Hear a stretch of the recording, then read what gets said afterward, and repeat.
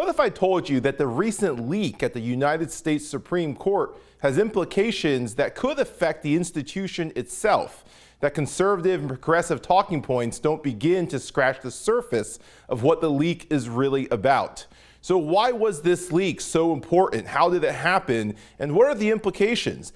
Carrington of Hillsdale College joins us to talk about those questions and more. That's all coming up right here, right now. I'm Sam Chen, and this is Face the Issues.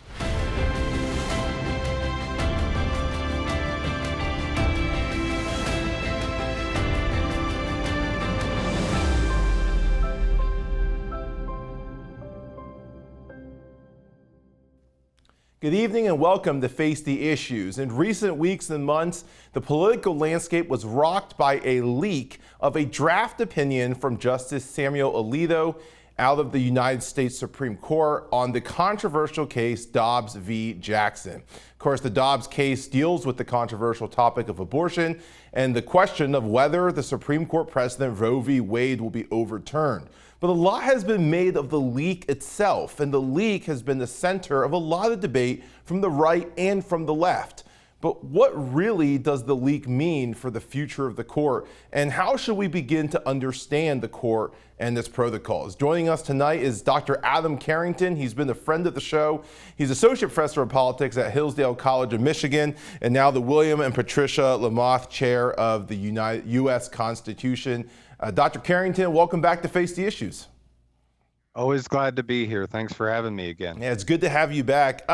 Let's talk about the Supreme Court first. I know the leak is where we're going to go, but it seems that there are certain things about the court that a lot of Americans don't understand and that may be important to understand before we get to why the leak is as significant as it is. I want to ask you, Adam, about the Supreme Court, and we hear a lot about being an appellate court and differences between appellate court and trial courts, because this is not something like, oh, there's a leak in a jury deliberation. There is no jury deliberation in the Supreme Court. This is a draft opinion. Let's just talk briefly. What is the Supreme Court, and how does this differ than what we may see with courts in, say, Law and Order? Right. And I think a way to see this is that all courts are trying to get at 2 points. First, what happened? What actions were committed? Those are called the facts. And the second is, what does the law have to say about it? Trying to figure out the law. And it's usually trial courts where you have a judge and a jury that the facts are determined. Who did what?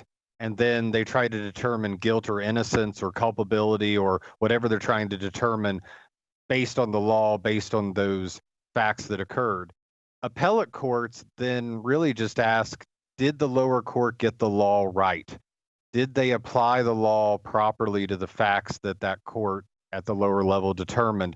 And the highest appellate court, the one that is trying to oversee how the law is applied to facts in all the lower courts in the nation, at least according to federal law and the Constitution, is the Supreme Court. They stand atop of it, and they're trying to make sure that the Constitution is followed. They're trying to make sure the federal laws are followed as written, and that it is done in a uniform way across the country so that people receive equal and adequate justice, whether you're living in Omaha, Pittsburgh, or out on the West Coast. That's the main job that they're trying to bring forth. Adam, a lot of the questions around the Dobbs v. Jackson case deal with abortion rights, Roe, Planned Parenthood v. Casey. But when you hear politicians talk about it, or when you hear even the press talk about it, there seems to be almost a gap of understanding in how the court is approaching this, not per se as a moral issue or a question of virtue, or even trying to figure out the biology or the science behind it. What are the kinds of questions that justices are asking in a case like Dobbs, as opposed to, say, what the press might ask, or even what a legislator might ask? Right, and this is where we have to understand our system of separation of powers. The government divides its tasks constitutionally between lawmaking, law executing, and law adjudication. And a legislator, and also the press in a certain sense as well, is going to be asking broader questions. They're going to be asking not just what the Constitution requires, but what's good policy, what's just, what's prudent given the circumstances, what do the voters want that put us into place if you're a legislator? That's the kind of questions that they can ask that are pretty broad and act upon in the way they vote and write legislation. Judges are tasked with taking the law as it already exists, both the Constitution, but also federal and state law, and they're asking a narrower set of questions. They're asking not just what happened, but what does the law mean for what happened? And in that instance, they're not asking what they believe. They're not asking what's just or right in the big sense of justice that others might be asking. They're asking, what do the words of the law mean? What tools can we use to get at what the legislator who passed that law meant, whether it's the Constitution or the federal laws or even state laws? And they're just trying to get at, how do we faithfully apply the law? The Federalist 78 that Hamilton wrote distinguished between will and a judgment. And so what the legislator's doing is putting their will and the people's will into law. All the justices are doing is taking that will and exercising judgment to make sure that it's properly applied in the situation that comes before it. So in this situation, in this particular case, with the Dobbs v. Jackson case, and there's this talk of a leaked draft opinion, you notice there are some, you and myself included, who have pointed out that this is a draft opinion.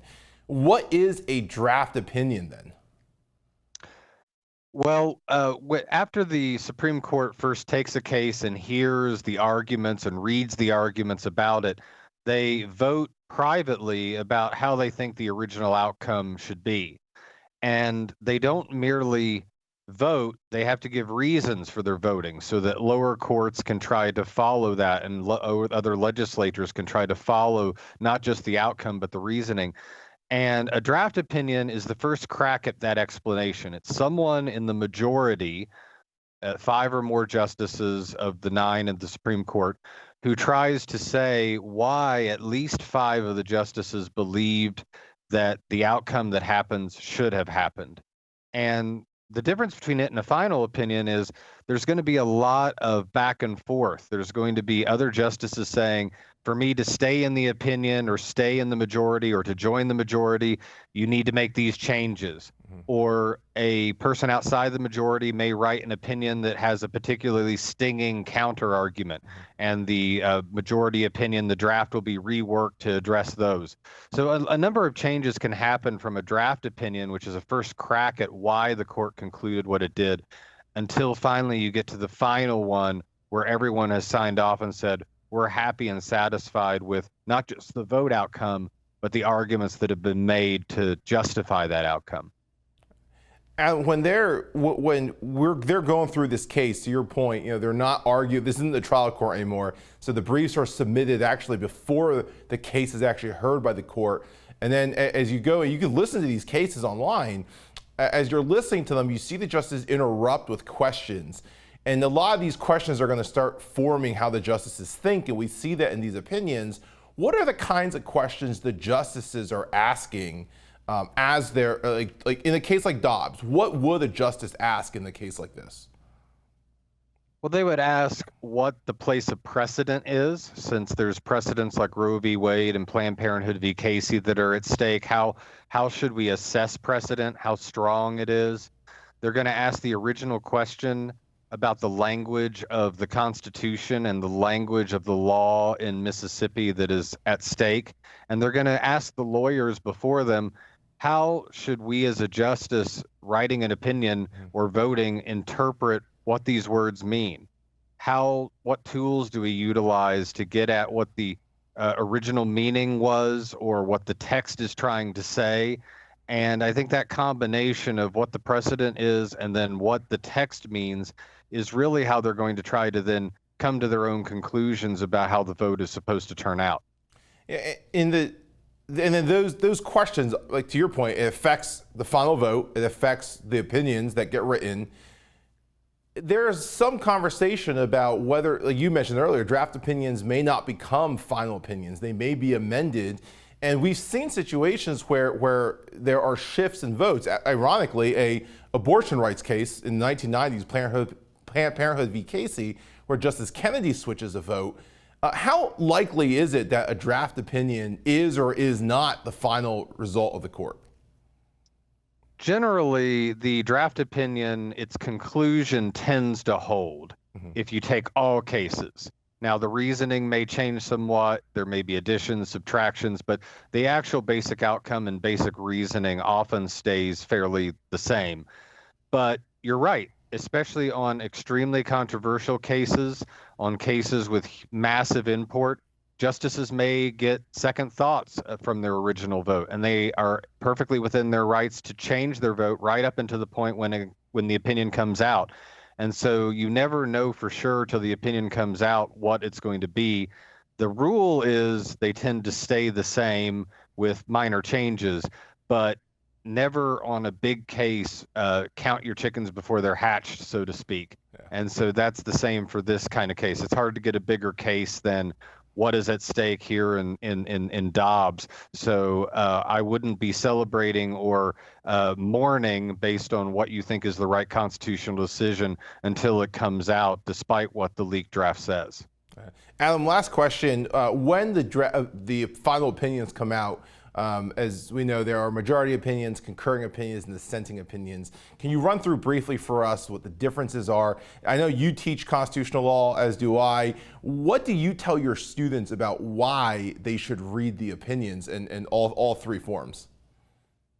Well, they should read the majority opinion because that's the actual reasoning that a majority of the court found to reach the conclusion it does, and it's the one that sets precedent that lower courts are supposed to follow in any cases that are the same or very similar.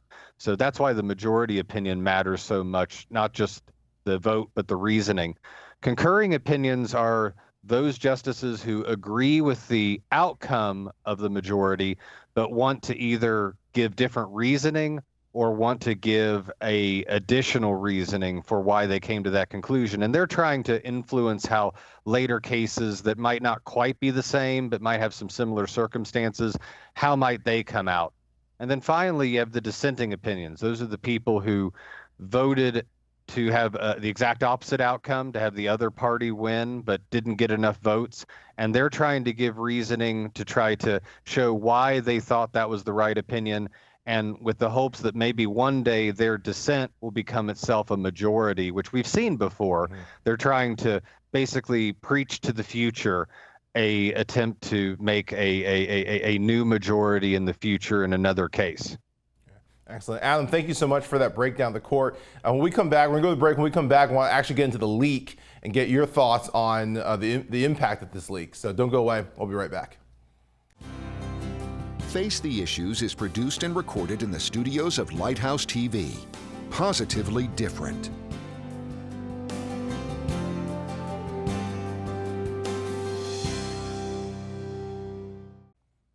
Welcome back to Face the Issues. You're here with Dr. Adam Carrington of Hillsdale College. Adam, thank you again for being here. I wanted to start this segment talking about the leak itself. And obviously the situation is it's probably gotten more attention than it otherwise would because of the case it came out of, Dobbs v. Jackson, a revisit of abortion law. Arguably, the leak may not have happened if it was a case that was not as hot button issue in American politics. But I want to ask you about the background, the history of the leak. What do we know about this leak and how it came out and so forth? Yes, what we know is that in early May, Politico published this opinion, which was a first draft from Justice Alito for the majority that seems to have been at least the original majority when the first vote was taken. And it was given to them by an unnamed source within the court. So a clerk, potentially a justice, although that's less likely, someone that works there. And we know that, therefore, from the opinion that it concludes, which is the bombshell, that at least the first draft was to overturn Roe v. Wade, the original case determining or at least declaring a right to terminate a pregnancy for women, and also Planned Parenthood v. Casey, which was the subsequent opinion that came out in the 1990s that sort of reaffirmed and reinforced Roe. And so that's mainly what we know now. We don't know who the leaker was. They're still investigating that, but we do know that it was stated by the court that this was a genuine opinion, it was not a forgery, and that was at least the original conclusion of the court, and that was the original first starting opinion of the court in this bombshell of an outcome that could still be coming later this month or into the next month. You mentioned there, you said someone in the court, it could be a clerk. Every justice has 4 clerks. They work very closely with the justices. They will read these opinions. You said it could be a justice, but it's less likely. Walk us through that line of thought. Why is it more likely a clerk than a justice? Well, because I think of the relationship between the justices, that there is a long-standing culture of secrecy, of confidentiality, that is also tried to be instilled into the clerks, but the clerks would be maybe less familiar or less committed since they're not there for life like the justices are. And while the justices may be disturbed by this potential outcome or afraid that the outcome may change, whatever the reasons could have been, they also know that they're going to be there in a few years, most of them, if not 10 or 20 years.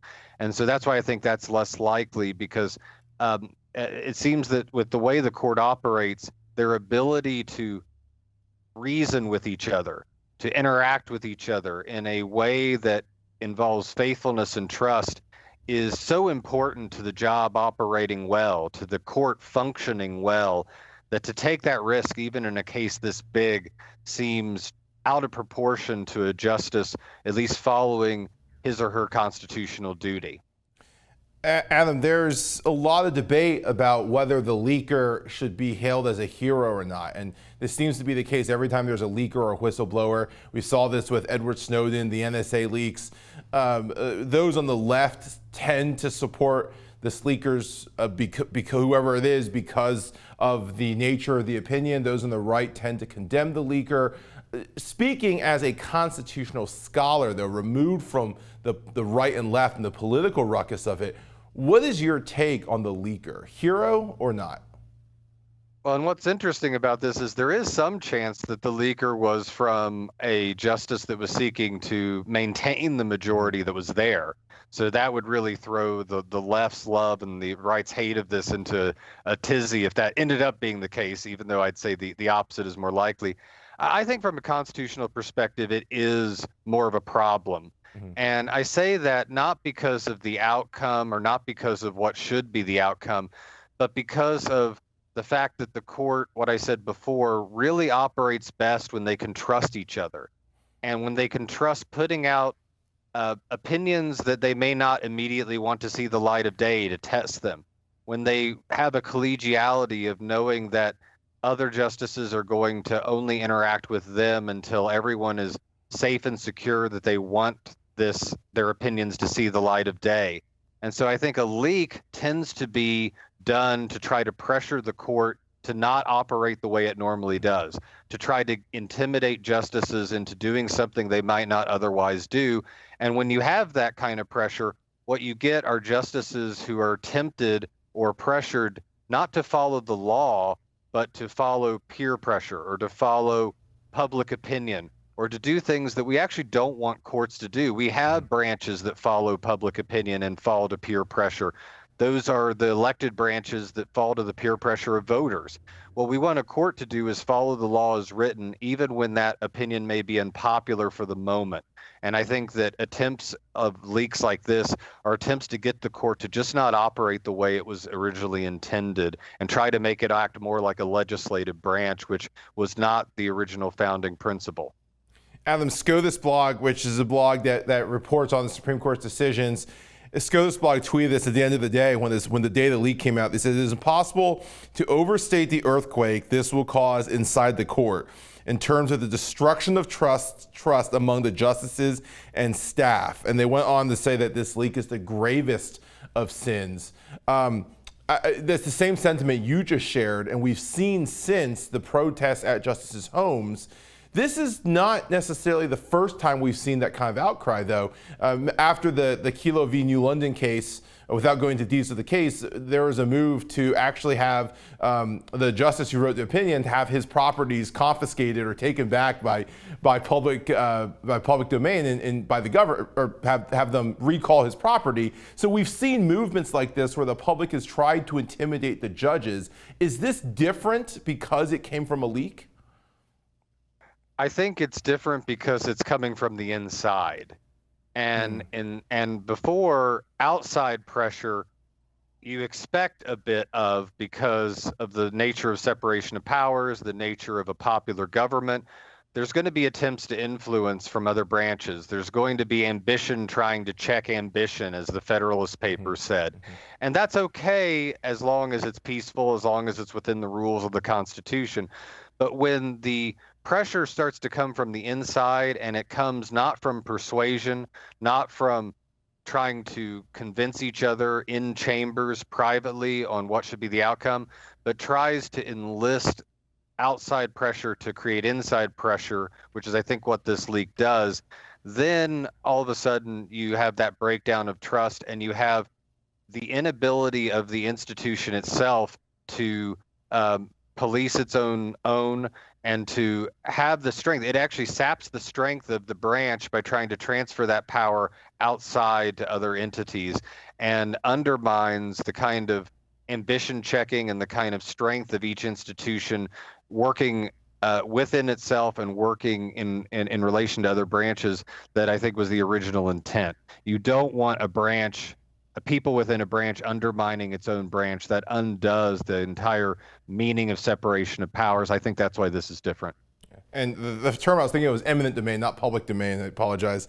Last question real quickly, Adam. What do you think the long-term impact is if this trust gets shattered? Chief Justice Roberts was assuring us that it would not.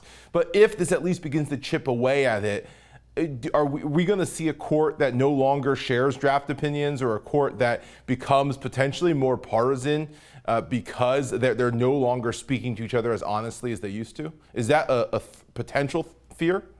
I think you could see less movement on the court in relation to their prior opinions, their pre-existing prejudices. Where they come down at first will be where they probably stay, because they're not going to be willing to go out on a limb and reason with each other. And that's going to be, I think, bad for the court long term if that's the way it happens. But if you lose trust, you're going to fall back on your priors.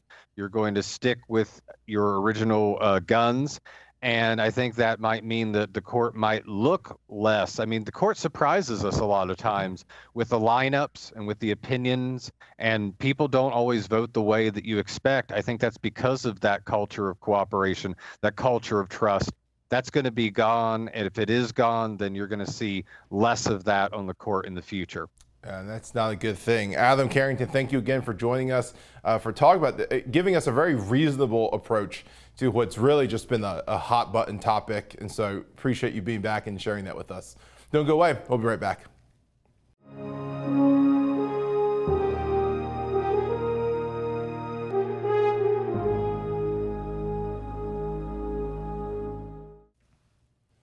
Welcome back to Face the Issues. Adam, thank you again for joining us and for breaking down, again, what's been a very controversial topic.